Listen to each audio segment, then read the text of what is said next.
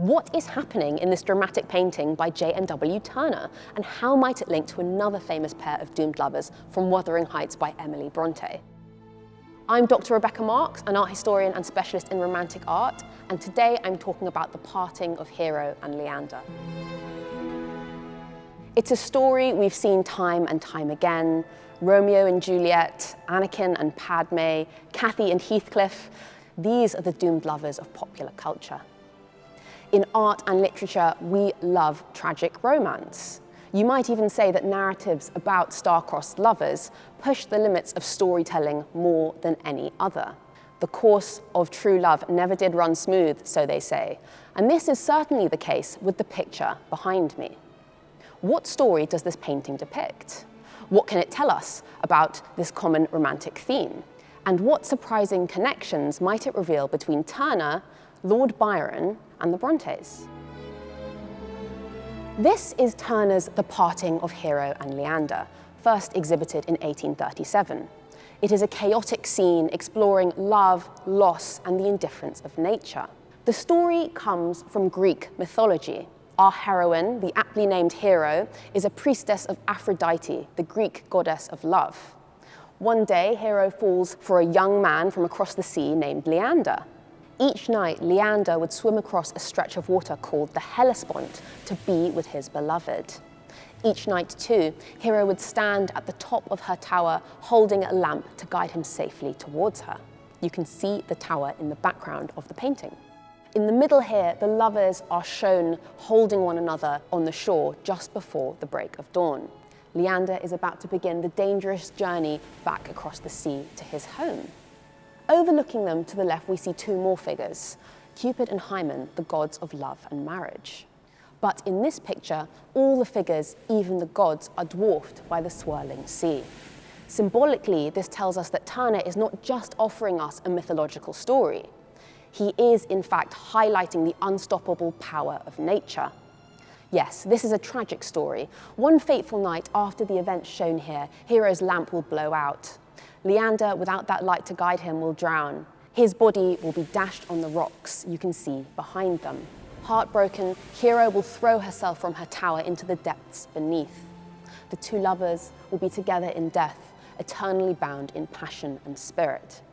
And if you look to the right of the image, you might see the outlines of ghostly shapes in the ocean foam. These sea nymphs foreshadow the lovers' terrible fate.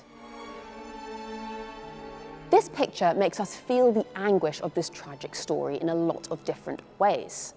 Stylistically, Turner gives artistic expression more importance than realism here. We see this in the visible brushstrokes, the rounded bodies. This is a painting where colour, light, shadow, and perspective aren't totally natural, and nor are they meant to be. Wonder, feeling, freedom, and faith, what the poet William Wordsworth called the spontaneous overflow of powerful feelings. This is what the Romantic movement with a capital R was all about. This movement happened between the late 1700s to the mid-1800s.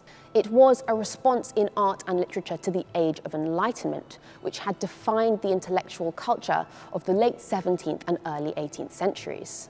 The Enlightenment was all about order, clarity, rules, and reason, and Romanticism challenged this.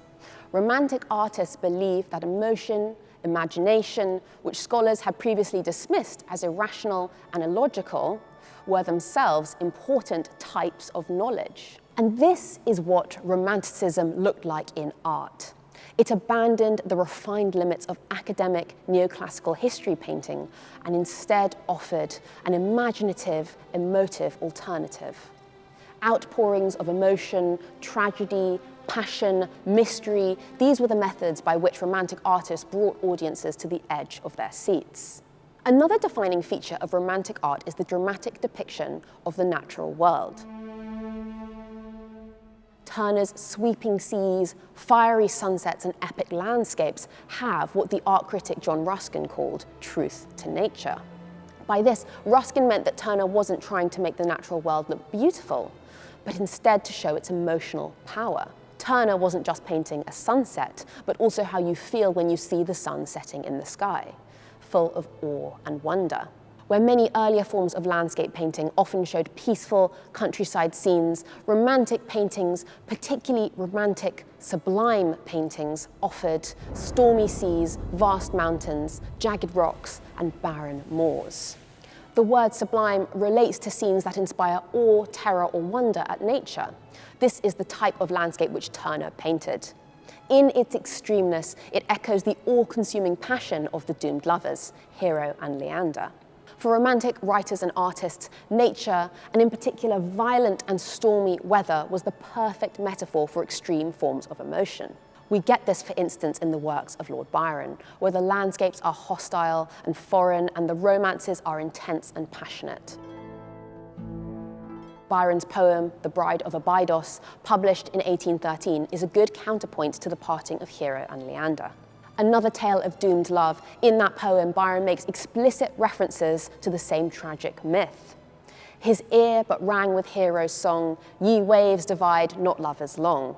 In fact, Turner may have even revisited the story of Hero and Leander after reading Byron's poem, having sketched the subject many years earlier. In both the poem and the picture, the brutality of nature and the brutality of love are one and the same. Romantic love is inevitable and unstoppable. It is about as powerful and destructive as a tidal wave. And perhaps there is no novel which represents that all-consuming and ultimately violent type of romantic love more than Emily Bronte's Wuthering Heights, which was published in 1847, 10 years after Turner completed this painting. Wuthering Heights is a chaotic tale of doomed passion. Bronte's lead characters, Cathy and Heathcliff, befall a similar fate to Hero and Leander. When we consider the artistic trends of the early 19th century, that similarity isn't so surprising. Both J.M.W. Turner and Emily Brontë would have read the tragic poetry of Lord Byron. Both would have been aware of the epic, emotive landscape paintings which were popular at the time. It was not just Turner who was painting these.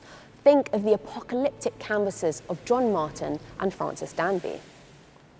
This wasn't just a vague awareness. The Brontes had interacted with romantic art before. As children, they liked to copy prints of famous images from books and newspapers, and we know that this included pictures by Turner himself. Many years later, Emily's sister Charlotte made a long journey from Yorkshire in the north of England to London to see Turner's paintings in person. She was fascinated by his work, describing the painting she saw as glowing, strange, and baffling. In their visions of doomed love, both Turner and Emily Brontë were appealing to a popular appetite for a life full of passion and intensity. But with passion and intensity came risk and sometimes even violence and death. And this is what makes the stories of Hero and Leander here and Cathy and Heathcliff in Wuthering Heights romantic to their core. In Wuthering Heights, as in Turner's picture, love is echoed by the stormy state of nature. The novel is set on the bleak, wild, stormy Yorkshire moors. It is brutal and hard, and it is a representation of the primal desires which Brontë unleashes in her characters. Cathy and Heathcliff's love is described in terms of this wild natural imagery. My love for Heathcliff, says Cathy, resembles the eternal rocks beneath. And it's no coincidence that some editions of the novel have Turner's paintings, similarly wild, on the cover. Two figures lost in a storm. This relationship between love and nature, this impulse towards the exhilarating and unruly, those themes are what make both Turner's Hero and Leander and Bronte's Wuthering Heights so electric and so emotive. It's what ties them together as great works of romantic art and literature, and which continues to draw our fascination today. If you're interested in learning more about art history, click here or here and subscribe to our channel. Thank you for watching, and we'll see you next time.